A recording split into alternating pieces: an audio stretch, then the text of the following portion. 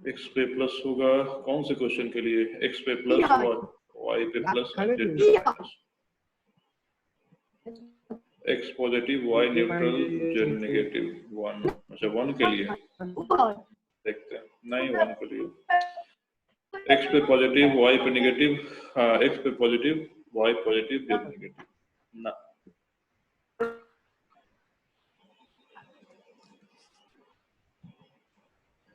x positive y neutral z negative, ये सही है, आकाश का सही है, आकाश का सही है।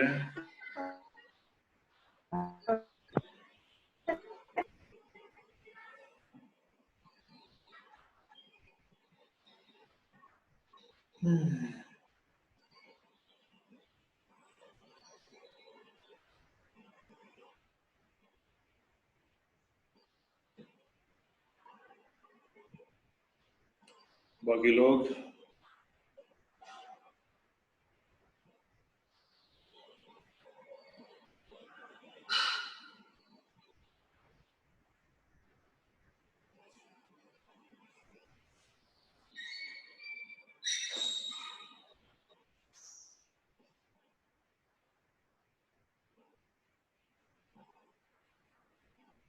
आसपास थोड़ा शोर शराबा कम रखो, तभी तो इंटरेक्ट कर पाएंगे हम, फिर म्यूट हो कैसे इंटरेक्ट होगा। आसपास शोरगुल कम रखो। आंसर आ रहा है x पॉजिटिव y न्यूट्रल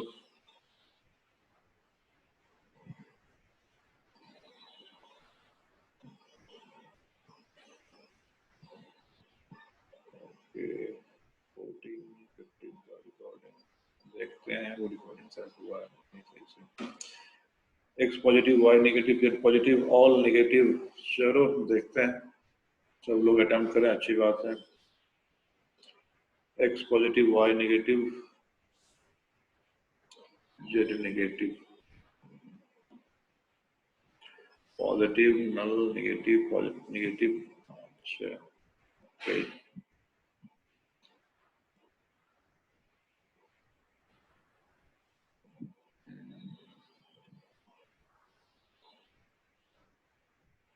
चलो काफी आंसर आ रहे हैं, बहुत लोगों के आंसर सही भी हैं। सेकंड का ऑल पॉजिटिव, हाँ सही है, आकाश का सही है, आकाश का दोनों क्वेश्चन का आंसर सही है।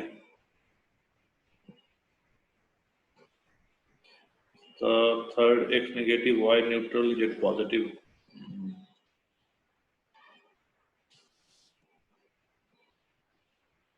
ना थर्ड गलत है, बी ऑल पॉजिटिव सही है, थर्ड ऑल पॉजिटिव ना।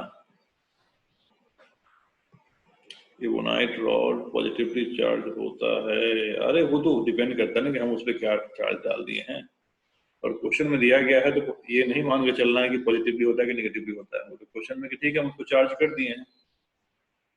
जब दो ऑब्जेक्ट को रख दिया जाएगा तो डिपेंड करता है कि किसकी किसकी एक दूसरे के रिस्पेक्ट में किसका एटम का इलेक्ट्रॉन ज्यादा अच्छे से स्ट्रांगली बॉन्डेड है ना। जिसका कमजोर बॉन्डेड है वो पॉजिटिवली चार्ज हो जाएगा, जिसका स्ट्रांगली बॉन्डेड है उसको नेगेटिव चार्ज चला जाएगा। चलो देखते हैं, बहुत लोग सही आंसर आ रहे हैं, चलो देखो अब एक एक individually. D all negatively charge, D तो सही है, ऑल नेगेटिवली चार्ज सही है, ओके। एक्स पॉजिटिव, अब से का एक्स पॉजिटिव सेकंड के लिए Y neutral and Z positive, okay. चलो देख मिलाते हैं, चलो मिलाते हैं, देखो अब समझना ध्यान से। जल X positive Y negative question first का एंड न्यूट्रल, ना ना सोचने में थोड़ी गड़बड़ी हो गई, चलो मिलाते हैं, ध्यान से देखना, ध्यान से देखना इसको, okay times up, times up, times up, times up, मिलाओ, हो गया। क्वेश्चन बोल रहा है, क्वेश्चन कह रहा है कि अ मेटल स्फीयर ये बी मेटल का है ना। एंड सिलिंड्रिकल कंडक्टर, ये सिलिंड्रिकल कंडक्टर है। एंड कोनिकल कंडक्टर, ये कोनिकल कंडक्टर है। तीनों कंडक्टिंग ऑब्जेक्ट हैं। Are mounted on insulated stand, मतलब ये जो स्टैंड है ये इंसुलेटेड है, इंसुलेटर है। ये सारे के सारे स्टैंड जो हैं ये इंसुलेटर्स हैं। Such that they are in electrical contact, मतलब इनके बीच में फिजिकल कॉन्टेक्ट है।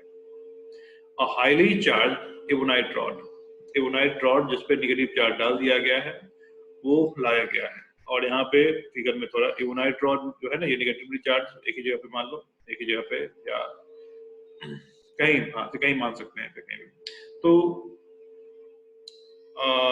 ब्रॉट नियर एक्स नजदीक लाया गया है।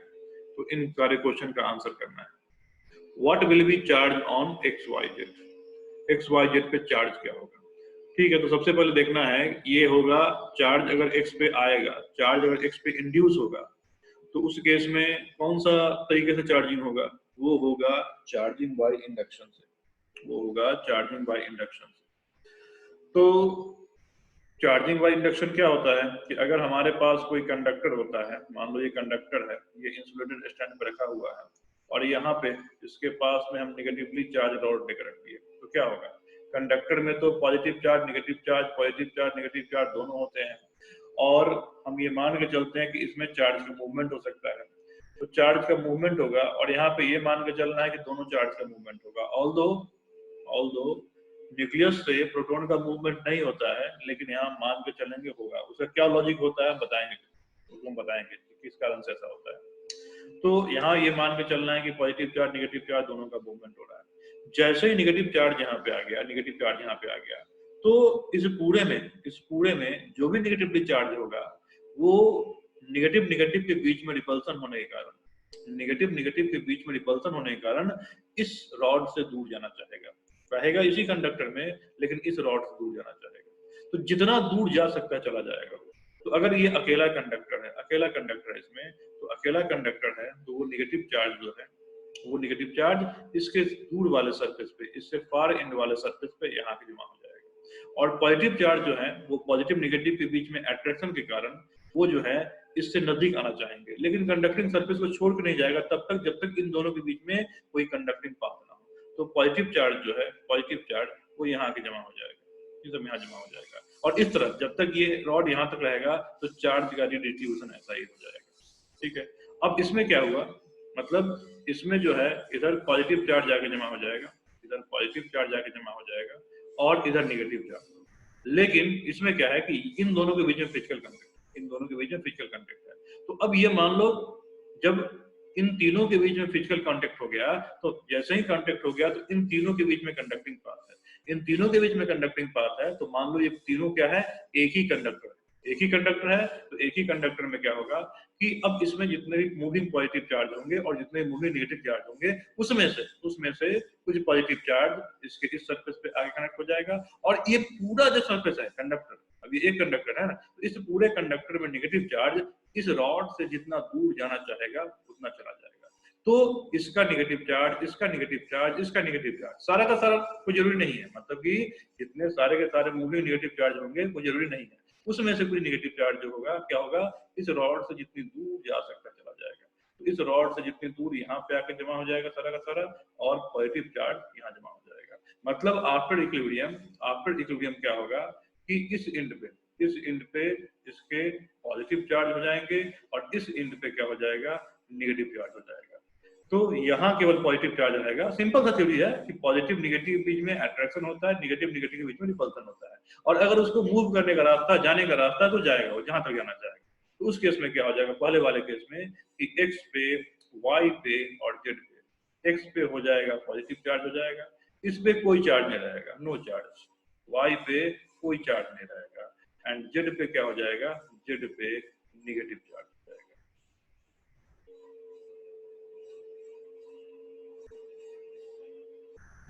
समझ में आया?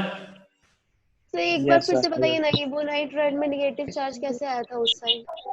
इसमें अलग किसी तरीके से ला सकते हैं ना, एवोनाइट रॉड में नेगेटिव चार्ज तो किसी तरीके से ला सकते हैं। जैसे मान लो हम एवोनाइट रॉड को किसी ऐसी चीज से रगड़े, मान लो एवोनाइट रॉड है, एवोनाइट रॉड है, इसको किसी एक मटेरियल एक्स से हम रब करते हैं, ठीक है।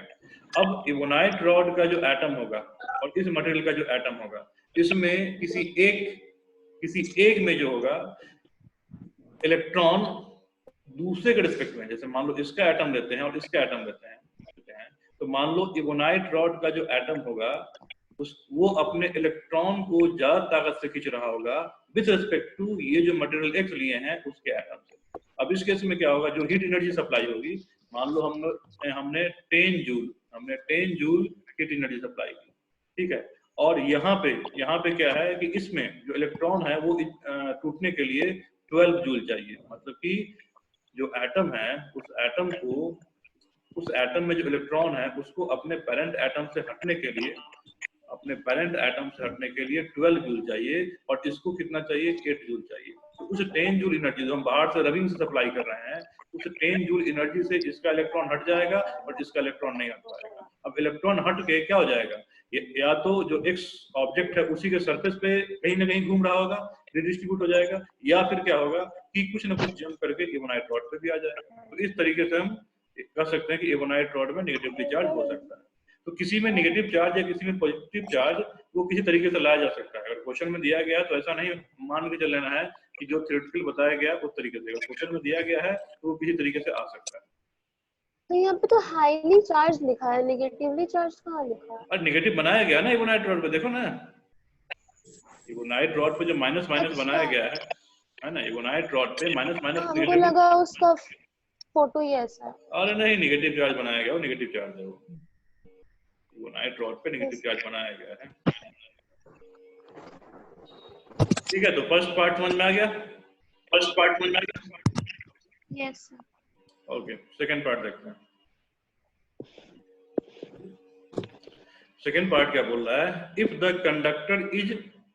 Conductor Z is earth for a moment मतलब कि कुछ देर के लिए, कुछ देर के लिए उसको अर्थ कर दिया गया, मतलब इसको जमीन से, ग्राउंड से कनेक्ट कर दिया गया, अर्थिंग कर दी गई इसमें। And ammonite rod is removed, तो इसको जमीन से कनेक्ट करके क्या कर दिया गया, हटा दिया गया। तो जब ये सिचुएशन बन जाएगा कि इधर आ गया पॉजिटिव चार्ज, इधर आ गया पॉजिटिव चार्ज और इधर आ गया नेगेटिव चार्ज, जब ये सिचुएशन बन गया, अब मैंने इस एंड को अर्थ से कनेक्ट कर दिया, तो अर्थ क्या होता है, अर्थ जो होता है वो रिजर्वायर ऑफ चार्ज होता है, पॉजिटिव चार्ज और नेगेटिव चार्ज का रिजर्वायर होता है। और बाकी जितने भी ऑब्जेक्ट लेंगे उसके रिस्पेक्ट में अर्थ की चार्ज जो है वो इन्फिनिटी हो जाएगी, क्योंकि चार्ज जो है वो मास से एसोसिएटेड होता है, चार्ज जो है एटम से एसोसिएटेड होता है। तो अर्थ का मास कितना अधिक होगा और अर्थ में रहने वाले एटम कितने अधिक होंगे, तो इसका चार्ज बिल्कुल बहुत ज्यादा हो जाएगा। अर्थ को बोला जाता है ओशन ऑफ चार्ज। अब इसमें से कुछ चार्ज आ भी गया और कुछ चार्ज निकल गया, तो इसके नेट चार्ज पे हम कोई फर्क नहीं मानते, है ना। इन्फिनिटी जो नंबर है उसमें तुम 2 नंबर ऐड कर दो या 2 माइनस कर दो, उसकी वैल्यू इन्फिनिटी रहनी है, ठीक है। तो अगर कुछ चार्ज इसने किसी को दे दिया या किसी से ले लिया, इसकी चार्ज उतनी रहनी है, इसके चार्ज नेट चार्ज में कोई फर्क नहीं आता है। अब अर्थ को जब मैंने इससे कनेक्ट कर दिया, इस कंडक्टर से कनेक्ट कर दिया, तो अर्थ देखेगा कि इसके पास जो है इलेक्ट्रॉन ज्यादा है, इसके पास इलेक्ट्रॉन ज्यादा है। या तुम ऐसे भी सोच सकते हो कि यहाँ जो इलेक्ट्रॉन जमा हो गया है, जेड के इस एंड पे जो इलेक्ट्रॉन जमा हुआ इकट्ठा हो गया है, वो इलेक्ट्रॉन क्या होगा, उन इलेक्ट्रॉन के बीच में रिपल्सन ज्यादा होगा। अब ये इलेक्ट्रॉन चाहेंगे कि इसको अगर कोई रास्ता मिले, इसको कोई पाथ मिले जहां पे वो जा सके और उसके मैक्सिमम सेपरेशन पे जा सके। जैसे ही मैंने इसको अर्थ से कनेक्ट कर दिया तो इन सबको रास्ता मिला कि ये सब जो है एक ऐसे ऑब्जेक्ट में जा सकते हैं जहां पे इनफाइनाइट सेपरेशन पड़ सकते हैं। तो जैसे ही ये काम होगा, क्या होगा, इलेक्ट्रॉन जो है इस इंड से पूरा का पूरा किसमें ट्रांसफर हो जाएगा, अर्थ में ट्रांसफर हो जाएगा, और इस इंड पे कोई भी चार्ज नहीं रहेगा, कोई भी इलेक्ट्रॉन नहीं रहेगा, ठीक है। तो इस तरीके से अर्थिंग का असर होता है। अब जब तुमने अर्थ करके फिर इसको क्या कर दिया, हटा दिया, डिस्कनेक्ट कर दिया, अर्थिंग करके इसको डिस्कनेक्ट कर दिया, तो क्या होगा, इस इंड पे आप कोई चार्ज नहीं होगा। मतलब आफ्टर अर्थिंग जो है, यहाँ तो पॉजिटिव चार्ज रहेगा, यहाँ तो पॉजिटिव चार्ज रहेगा, और इस पिन पे कोई नेट चार्ज नहीं रहेगा। और उसके बाद भी क्या किया, उसके बाद फिर से इस रॉड को भी हटा दिया, इस रॉड को हटा दिया, तो उस केस में क्या होगा कि अब ये रॉड नहीं है और ये जो पूरा का पूरा सिस्टम है आपस में कनेक्ट किया हुआ, टच किया हुआ है और इस पे क्या है, प्लस चार्ज है। अब इधर तो कोई रॉड नहीं है और जो कंडक्टर होता है उसमें चार्ज क्या होता है, चार्ज फ्लो कर सकता है। अब इस एंड पे जो प्लस चार्ज इकट्ठा होगा, अब ये भी क्या चाहेगा कि इधर इसको अट्रैक्ट करने वाला कोई नेगेटिव चार्ज तो है नहीं, तो अब ये जो इनके बीच में रिपल्सन फोर्स होगा, उस रिपल्सन फोर्स के कारण ये एक दूसरे से मैक्सिमम जितने सेपरेशन पे जा सकते हैं जाएंगे। तो वो अपने आप को इस कंडक्टर में, जो भी कंडक्टर है हर एक में अपने आप को इस तरीके से रिडिस्ट्रीब्यूट कर लेंगे कि हर एक पॉजिटिव चार्ज पे बाकी के द्वारा लगने वाला, हर एक पॉजिटिव चार्ज पे बाकी के द्वारा लगने वाला रिपल्सिव फोर्स जो हो मिनिमम होगा। तो इस केस में क्या हो जाएगा, इस केस में y x y z पे इन तीनों पे क्या हो जाएगा, पॉजिटिव चार्ज हो जाएगा, पॉजिटिव चार्ज की डिस्ट्रीब्यूशन हो जाएगी। यूनिफॉर्म डिस्ट्रीब्यूशन नहीं होगी, नॉन यूनिफॉर्म डिस्ट्रीब्यूशन होगी, इस तरीके से उसमें डिस्ट्रीब्यूशन हो जाएगा। समझ में आया? Yes sir. Okay sir. Third part समझना है। थर्ड पार्ट सर आवाज बहुत कट रहा है। आवाज कट रहा है, बाकी लोग का भी कट रहा है क्या? No sir. नहीं, तो अगर सब लोग को कट रहा होता तो मेरे नेटवर्क का प्रॉब्लम होता, अगर केवल तुम्हारा कट रहा है तो फिर इशू। ओके ठीक है, हम म्यूट कर देते हैं, तब शायद ना कटे। तो अब देखना है यहाँ पे थर्ड क्वेश्चन, थर्ड का आंसर देखना है, थर्ड क्या होगा। तो थर्ड जो है इसमें कि in presence of ebonite rod, अब इबोनाइट रॉड है उसके प्रेजेंस में पहले क्या दिया गया कि पहले मैंने लिख दिया था यहाँ पे कि पहले जेड को हटाया गया, पहले जेड को हटाया गया है, देन वाई को हटाया गया है। तब क्या होगा, अब देखो जब ये रॉड यहाँ पे आ जाएगा तो यहाँ पे क्या चार्ज हो जाएगा, प्लस चार्ज हो जाएगा, यहाँ प्लस चार्ज और यहाँ पे माइनस चार्ज हो जाएगा, इस तरीके से हो जाएगा। अब यहाँ पे क्या है, यहाँ पे ये जो पूरा का पूरा एक कंडक्टिंग सिस्टम है, पूरा का पूरा कंडक्टिंग सिस्टम और यहाँ पे निगेटिवली चार्ज है, ठीक है। अब जैसे ही मैंने यही सिस्टम था, इस रॉड को हटा दिया, तो वही याद करो कि जब हम करते थे कि इसको इस तरीके से कनेक्ट कर लेते थे, यहाँ पे सिंगल कंडक्टर हुआ करता था और मान लो हम रॉड यहाँ ला कर रख दिए, यहाँ पे निगेटिवली चार्ज है तो इस एंड पे पॉजिटिव चार्ज आ जाएगा और इस एंड पे निगेटिव चार्ज आ जाएगा। जब इसको यहाँ से हम कट कर देंगे, इसको हम यहाँ से कट कर देंगे, ये अलग हटा दिए, ये अलग हटा दिए, इसको हटा के दूर कर दिए, तो अब मेरे पास क्या बच गया, अब मेरे पास बच गया कि यहाँ पे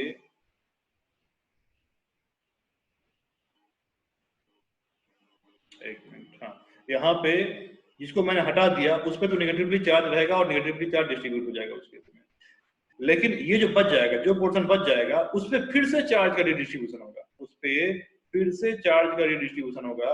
यहाँ पे पॉजिटिव चार्ज, अब जो मैंने पहले बोला कि यहाँ पे कोई जरूरी नहीं है जितने भी मूव करने वाले चार्ज हैं सबका रिडिस्ट्रीब्यूशन हो जाएगा। यहाँ पे कुछ चार्ज का निगेटिव चार्ज इसे दूर चला जाएगा और कुछ से नजदीक आ जाएगा, और जब ये मैंने कट करके हटा दिया, खाली अब ये बच गया है, फिर से इसमें चार्ज का रिडिस्ट्रीब्यूशन होगा। इसमें क्या होगा, ये इसके एंड पे प्लस चार्ज आ जाएगा, अब जो बचे कुछ निगेटिव चार्ज हैं वो निगेटिव चार्ज में फिर से रिपल्सन होगा और रिपल्सन होकर क्या हो जाएगा, दूर चला जाएगा, ठीक है। अब देखो ऐसा क्यों होगा, ऐसा क्यों होगा। अब मान लो इसको ऐसा समझो कि यहाँ पे एक नेगेटिव चार्ज है, यहाँ पे एक नेगेटिव चार्ज है और पॉजिटिव चार्ज है, वो दोनों इकट्ठा है, एक साथ है, न्यूट्रलाइज किए एक दूसरे को। अब जब ये इबोनाइट रॉड मैंने लाया तो ये इबोनाइट रॉड जो है, इबोनाइट रॉड वो केवल इस एटम, केवल इस ये जो पेयर ऑफ चार्ज है, प्लस माइनस चार्ज है, उसको क्या करेगा, इसमें जो निगेटिव चार्ज है, इसको अपने से काफी दूर फेंकना चाहेगा, और काफी दूर यहाँ पे फेंक देगा, और पॉजिटिव चार्ज अपने को यहाँ कर लेगा। अब देखो इस निगेटिव चार्ज पे क्या हो रहा होगा, इस निगेटिव चार्ज पे इस इबोनाइट रॉड के द्वारा फोर्स ऑफ रिपल्सन लग रहा होगा इधर, और इस पॉजिटिव चार्ज के द्वारा फोर्स ऑफ रिपल्सन लग रहा होगा ऐसे। अब ये अपने आप को ऐसे एडजस्ट करेगा इस पूरे कंडक्टर में, इसको लगने वाला नेट फोर्स क्या हो जाए, 0 हो जाए, नेट 40 को, क्योंकि जब ये पॉजिटिव निगेटिव आपस में दूर हो गए तो वही जो बेसिक फंडा है कि पॉजिटिव निगेटिव के बीच में अट्रैक्शन, निगेटिव निगेटिव के बीच में रिपल्सन, पॉजिटिव पॉजिटिव के बीच में रिपल्सन, ये तो लागू होगा ना। तो इबोनाइट रॉड जो है यहाँ पे नेगेटिव चार्ज पे रिपल्सन लगाया, ये पॉजिटिव चार्ज उस पर क्या करेगा, पॉजिटिव चार्ज उस पर अट्रैक्शन वाला फोर्स लगाएगा। और जब ये नजदीक रहते हैं, बिल्कुल नजदीक रहते हैं, तो इनके बीच में कोई फोर्स नहीं रहता है। लेकिन जब ये एक दूसरे दूर चले जाते हैं तो वही फोर्स ऑफ अट्रैक्शन या रिपल्सन लगता है। तो जब ये नेगेटिव चार्ज यहाँ पे दूर चला गया और पॉजिटिव चार्ज यहाँ पे आ गया, तो इस नेगेटिव चार्ज पे जो फोर्स लग रहा होगा वो क्या लग रहा होगा, वो लग रहा होगा इस नेगेटिव चार्ज पे, इस नेगेटिव चार्ज पे इसके द्वारा रिपल्सिव फोर्स और इसके द्वारा अट्रैक्टिव फोर्स। सिमिलरली इस पॉजिटिव चार्ज पे इस नेगेटिव चार्ज के द्वारा अट्रैक्टिव फोर्स और इसके द्वारा रिपल्सिव फोर्स। इस इबोनाइट रॉड पे इस रॉड के द्वारा इस पॉजिटिव चार्ज के द्वारा अट्रैक्टिव फोर्स और इसके द्वारा रिपल्सिव फोर्स। ये सारे एक्शन रिएक्शन पे काम कर रहे होते हैं। तो जब यहाँ पे ये ले लिया कि ये जो है इस पे पॉजिटिव चार्ज, इस पे नेगेटिव चार्ज, इसको यहाँ से हटा दिया, हटा के अलग कर दिया, तो अब खाली कौन बच गया, अब खाली ये बच गया। अब अगेन क्या होगा, अब अगेन होगा कि अब इसमें जो अब बचे हुए नेगेटिव चार्ज और पॉजिटिव चार्ज होंगे उनका फिर से रीअरेंजमेंट होगा और कुछ पॉजिटिव चार्ज यहाँ इकट्ठा हो जाएगा और सिमिलरली कुछ नेगेटिव चार्ज यहाँ इकट्ठा हो जाएगा। अब फिर किसको हटा जाएगा, तो जब जेड को हटाया मैंने, तो जेड पे क्या था, नेगेटिव चार्ज, उसको हम इस कंडक्टर से काफी दूर लगे। अब हमारे पास ये दोनों बच गया। अब इन दोनों में क्या है, एक्स पे पॉजिटिव चार्ज है, वाई पे नेगेटिव चार्ज है। अब हमको क्या करना है, वाई को हटाना है। जब वाई को हटाएंगे, वाई से कनेक्शन हटाएंगे, तो वाई पे कौन सा चार्ज रहेगा, वाई पे रहेगा नेगेटिव चार्ज, ठीक है। और फाइनली एक्स बच जाएगा, तो एक्स पे कौन सा रह जाएगा, पॉजिटिव चार्ज रह जाएगा। तो इसमें इस तरीके से चार्ज का डिस्ट्रीब्यूशन हो जाएगा। समझ में आया होगा? Yes sir. सर एक डाउट है। Yes, sir. हाँ बोलो। सर एक डाउट है। हाँ बोलो ना। सर ये x न्यूट्रल नहीं हो जाएगा क्योंकि पॉजिटिव है तो वो नेगेटिव आ जाए उसके ऊपर? किसके ऊपर नेगेटिव आ जाए, तो न्यूट्रल हो जाएगा ये। देखो ओवरऑल जैसे हम लोग y को हटाए ओवरऑल तो फिर सर इबोनाइट रॉड प्रेजेंट है ना, हाँ, तो सर फिर उसके कारण एक और नेगेटिव फिर और नहीं क्रिएट होगा? अरे क्रिएट होगा, लेकिन अब देखो ना, अब देखो यहाँ पे x रहा होगा और यहाँ पे y रहा होगा, ठीक है। ऑलरेडी इस पे कुछ पॉजिटिव चार्ज रहा होगा, अब क्या होगा, यहाँ जो पॉजिटिव निगेटिव, यहाँ जो पॉजिटिव निगेटिव, यहाँ जो पॉजिटिव निगेटिव, ऐसे रहा होगा ना। अब यहाँ तुमने निगेटिव चार्ज लेकर रख दिया, तो अब इसको पूरा का पूरा क्या मानो, ओवरऑल कंडक्टर मानो। अब निगेटिव चार्ज लेकर रख दिया तो इसके पॉजिटिव चार्ज और इसके पॉजिटिव चार्ज दोनों इस पे आके अट्रैक्ट होंगे और इसके नेगेटिव चार्ज और इसके नेगेटिव चार्ज दोनों इससे दूर जाएंगे। Yes sir. कि नहीं, दोनों इससे दूर जाएंगे। तो उस Yes, केस में क्या होगा, उस केस में क्या होगा, इसका भी कुछ पॉजिटिव चार्ज यहाँ पे आ गया होगा ना और इसका नेगेटिव चार्ज यहाँ पे आ गया होगा। मान लो इसको ऐसे समझो, देखो यहाँ पे इसको ऐसे समझो कि x था और y था, x था और y था। इसमें ऑलरेडी जब z प्रेजेंट था उसके कारण ये चार्ज आ चुका, और इसके अलावा मानते हैं कि इसमें 10 पॉजिटिव 10 नेगेटिव है, इसमें भी 10 पॉजिटिव एंड 10 नेगेटिव है जो आपस में फिर से रीअरेंज करना है। तो क्या होगा, इसका 10 भी फिर से आके यहाँ जमा हो जाएगा और इसका 10 भी आके यहाँ जमा हो जाएगा और इसका 10 नेगेटिव यहाँ के 20 नेगेटिव जमा हो जाएगा। ये समझ रहे हैं कि नहीं? Yes sir. अब जब इसको हटाओगे तो इस पे ऑलरेडी क्या है, एक्स्ट्रा, अपना तो 10 इसका था ही और इसका वाला 10 एक्स्ट्रा चार्ज पॉजिटिव हो गया कि नहीं हो गया। अब फिर से तुमने यहाँ पे कर दिया, तो अब x बच गया, तो x पे ऑलरेडी पॉजिटिव चार्ज किसका, जेड वाला प्रेजेंट होगा, उसके बाद y का जो एक्स्ट्रा पॉजिटिव चार्ज है वो प्रेजेंट होगा और फिर से इसका रीअरेंजमेंट होगा। तो फिर से जो रीअरेंजमेंट होगा तो फिर से इसमें पॉजिटिव और नेगेटिव चार्ज जो होंगे, वो क्या करेंगे, अपने आप को रीअरेंज करेंगे और उसके बाद फिर से रीअरेंज करके अब नेगेटिव चार्ज कुछ यहाँ पे होगा, तो जो नेगेटिव चार्ज यहाँ पे आया होगा उसके बदले पॉजिटिव चार्ज आके उसको न्यूट्रलाइज करेगा ना, एक्स्ट्रा x वाला और z वाला, एक्स्ट्रा x वाला और y वाला और z वाला, वो पॉजिटिव चार्ज तो यहाँ पे रह जाएगा ना। तो जिसके कारण ओवरऑल इस पे क्या हो जाएगा, ओवरऑल इस पे पॉजिटिव चार्ज हो जाएगा। ठीक, yes sir. Okay.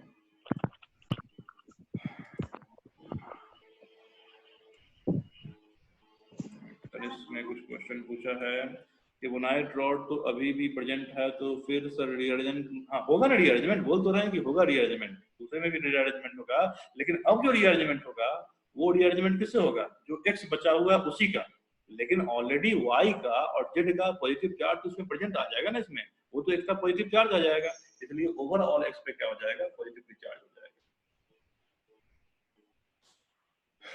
Okay, I hope ये समझ में आ गया होगा। नेक्स्ट आते हैं, अब फोर्थ वाला क्या है, फोर्थ वाला तो काफी आसान है कि इवोनाइट रॉड जो है उसको x से टच किया गया है, मतलब अब इसको इसके साथ फिजिकल कांटेक्ट डाल दिया गया है। तो जब फिजिकल कांटेक्ट डाल दिया गया तो जो भी इस पे चार्ज होगा, जो भी इसके कनेक्शन में आएगा, मान लो ये इंसुलेटर भी हो गया, तो जो भी इसके कनेक्शन में आएगा नेगेटिव चार्ज, वो नेगेटिव चार्ज तो इस कंडक्टर x पे ट्रांसमिट हो जाएगा और कंडक्टर x पे ट्रांसमिट हो जाएगा, और चूंकि ये आपस में कनेक्टेड है, ये सब में क्या हो जाएंगे, ट्रांसमिशन हो जाएगा। तो इसमें x, y एंड z सब निगेटिवली चार्ज हो जाएगा। तो इस केस में, फोर्थ वाले केस में x, y, z में निगेटिव निगेटिव आ जाएगा।